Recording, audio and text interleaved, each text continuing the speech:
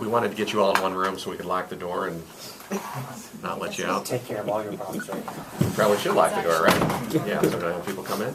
Should we say grace before we start? No, this is a secular. You can say it to yourself probably later. Thank you very much for coming. I appreciate it. We're doing kind of a telling the other side of the story, I guess you could say, because the governor is going to be giving his state of the state. I gave the state of 10% of the state, Cuyahoga County, a few days ago, but the governor is going to be giving his state of the state in a few days. We're going to be keeping a pretty busy itinerary, kind of telling the other side of this story.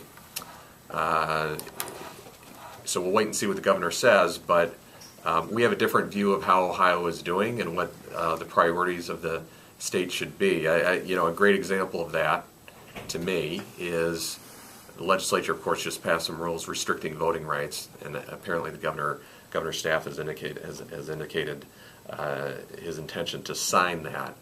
And to me, it's another example of misplaced priorities.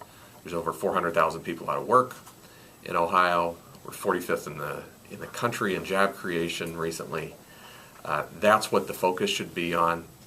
And again, I think that what should be the agenda of the state has been hijacked in a lot of ways by an extreme ideology that sometimes the governor is part of, sometimes he goes along with it, sometimes it's not quite clear. But there have been a lot of consequences to his policies through the last few years, and I don't think we're going to probably hear that.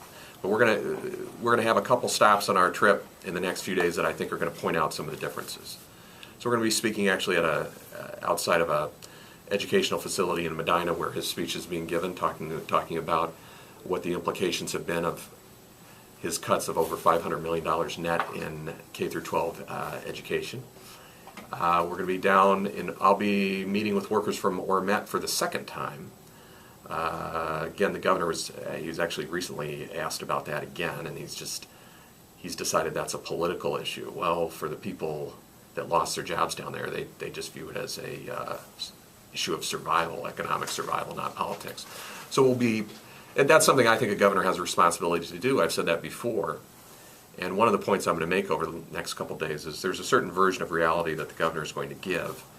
And I think he has that view because he's not in touch with the actual reality that most people in Ohio are living with.